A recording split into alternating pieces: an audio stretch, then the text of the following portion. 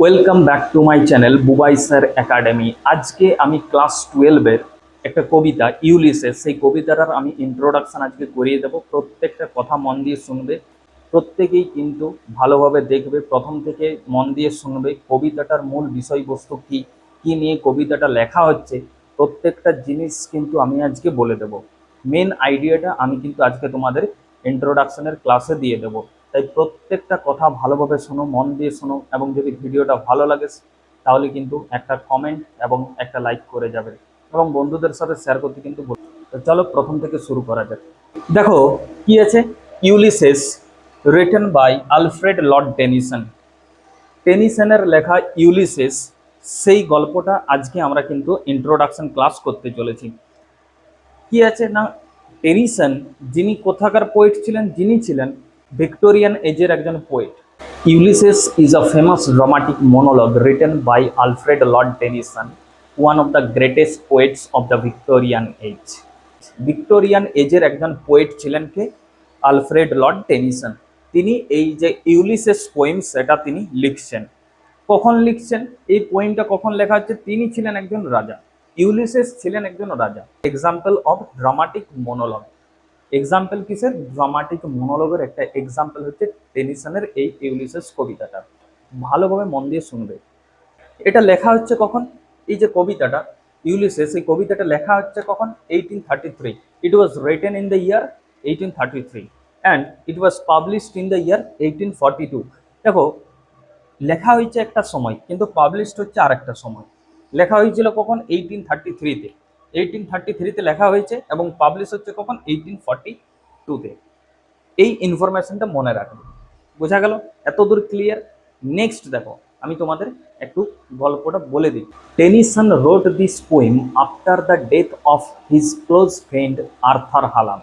In this poem Ulysses talks about his wish to leave his kingdom and travel for new adventures. বুঝে গেলে? আমি তোমাদের বাংলা মানেটা বলে দিচ্ছি। এই কবিতাটা তিনি লিখেছিলেন তার প্রিয় বন্ধুর মৃত্যুর দুঃখে। এই কবিতাটা লিখেছিলেন। এই কবিতাটা, এই পোয়েমের মধ্যে তিনি বলতে চেয়েছেন, এই কবিতাটার মধ্যে তিনি বলতে চেয়েছেন তিনি তার নিজের রাজত্বটা ছেড়ে তিনি নতুন নতুন অভিজ্ঞতা অর্জন করতে কিন্তু ট্রাভেল করবেন বা ভ্রমণ করবেন। এই কবিতার মধ্যে তিনি বলতে চেয়েছেন। বোঝা গেল? এতদূর ক্লিয়ার? পরে দেখো, এই কবিতায় ইউলিসেস নামে একজন রাজা ছিলেন। ইউলিসেস নামে এই কবিতায় একজন রাজা ছিলেন, যিনি বিভিন্ন যুদ্ধ, বিভিন্ন ভ্রমণ কিন্তু করেছেন, বিভিন্ন রকমের যুদ্ধ করেছেন, বিভিন্ন জায়গায় তিনি ভ্রমণ করেছেন। এখন তার বয়স হয়ে গেছে, তাও তিনি কি বলছেন যে আমার বয়স হয়ে যাওয়ার পরেও আমি কিন্তু চুপচাপ অলসভাবে বসে থাকার মতো রাজা নই। এই কথাটা তিনি বলছেন যে আমার সব কিছু আছে, আমি একজন রাজা, আমার সামনে আগুন জ্বলছে, আমি বসে আছি রানীর পাশে। এই রকম লাইফ আমি কখনো চাই না। আমি চাই বিভিন্ন জায়গায় যেতে, বিভিন্ন জায়গায় ভ্রমণ করতে, নতুন নতুন অভিজ্ঞতা অর্জন করার জন্য আমি কিন্তু বাড়ি ছেড়ে বেরোবো। এইটা তিনি বলছেন এই কবিতার মধ্যে, যে আমি চাই না, আমি অলস রাজা নই যে আমি বাড়ির মধ্যেই থাকবো। আমি বিভিন্ন জায়গা যেতে চাই, বিভিন্ন জায়গা আমি ভ্রমণ করতে চাই। এই কথাটা তিনি বলছেন, আমি কখনো অলস রাজা নই। দেখবে তোমাদের ফার্স্ট লাইনেই দেখবে আছে যে আমি অলস রাজা হয়ে থাকতে চাই না।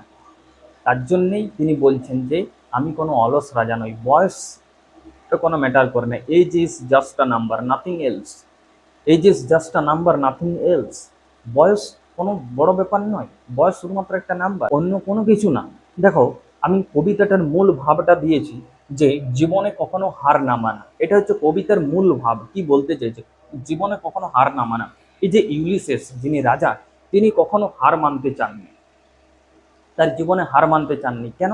যে ওনার তো বয়স হয়ে গেছে, তিনি বুঝতেই পারতেন যে না, আমার বয়স হয়ে গেছে, আমি বাড়িতে বসে থাকবো, আমি আরাম করে কাটাবো আমার লাইফটা। কিন্তু তিনি জীবনে কখনো হার মানতে শেখেননি। না, আমি আরও কিন্তু নতুন নতুন জায়গায় যাব, নতুন নতুন অভিজ্ঞতা অর্জন করব, যতই বয়স বয়স হয়ে যায়। এই কথাটা তিনি বলছেন। তারপরে দেখো, সব সময় নতুন কিছু শেখার চেষ্টা করা। তিনি অনেক কিছুই শিখে নিয়েছেন। তিনি এখন বয়স হয়ে গেছে, ওনার এখন বয়স হয়ে গেছে, তিনি লাইফে অনেক কিছুই শিখে নিয়েছেন। আর ওনার হয়তো শেখার কোনো কিছু নেই, কিন্তু তিনি সবসময় নতুন কিছু শেখার চেষ্টা করেন। নতুন কিছু জানার চেষ্টা করেন, যে আমি এখান থেকে বেরিয়ে গেলে, বিভিন্ন জায়গায় গেলে আমি নতুন কিছু শিখতে পারবো। এই কথাটা তিনি কিন্তু বলছেন, যে সব সময় নতুন কিছু শেখার চেষ্টা করা। এটা ওনার মধ্যে দেখা গেছে, ওই ইউলিসেস রাজার মধ্যেই কিন্তু দেখা গেছে। তারপরে দেখো, সাহস এবং আত্মবিশ্বাস নিয়ে এগিয়ে চলা। ওনার মধ্যে কিন্তু সাহস ছিল। ওনার কিন্তু বয়স হয়ে গেছে, বৃদ্ধ মানুষ, তাও কিন্তু তিনি সাহস দেখিয়েছেন যে আমি এখনো পারবো বিভিন্ন জায়গায় যেতে, বিভিন্ন জায়গায় ভ্রমণ করতে আমি পারবো। এবং আত্মবিশ্বাস, তার এতটাই আত্মবিশ্বাস আছে যে আমার কিছু হবে না, যতই বয়স বেড়ে যাক না কেন আমার কিছুই হবে না। তিনি আত্মবিশ্বাস দেখিয়েছেন এবং আত্মবিশ্বাসের সাথে কিন্তু এগিয়ে চলেছেন, যে আমি আরো নতুন জায়গায় যাব, নতুন নতুন অভিজ্ঞতা অর্জন করব। এটাই তিনি বারবার এই কবিতার মধ্যে বলতে চেয়েছেন, যে age is just a number, nothing else. এর মধ্যে তিনি বারবার সেটা বোঝাতে চেয়েছেন। বোঝা গেল? বোঝা গেল? এতদূর ক্লিয়ার হয়েছে?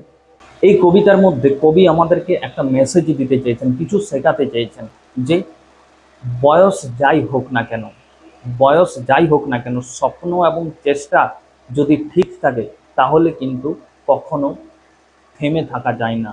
লাইফে সব সময় জয় করা যায়। এই কথাটার মাধ্যমে কবি আমাদের, এই যে টেনিসন, তিনি আমাদের এই কবিতার মাধ্যমে শেখাতে চেয়েছেন যে বয়স যাই হয়ে যাক না কেন। দেখো, রাজার বয়স হয়ে গেছে, রাজা কিন্তু পারে এখন যে না আমি বাড়িতে বসে থাকবো, আমি অত বড় রাজা, আমার কোনো দরকার নেই, কোনো কিছু করার দরকার নেই, আমার লোক আছে সব সময় আমার সব কিছু করে দেবে, না। কিন্তু তিনি কখনো হার মানেননি। ওনার অনেক বয়স, তাও কিন্তু কখনো তিনি হার মানতে চাননি। সব সময় তিনি চেয়েছেন যে আমি নতুন জায়গায় যাব, নতুন জায়গায় ভ্রমণ করব এবং নতুন কিছু অভিজ্ঞতা অর্জন করব।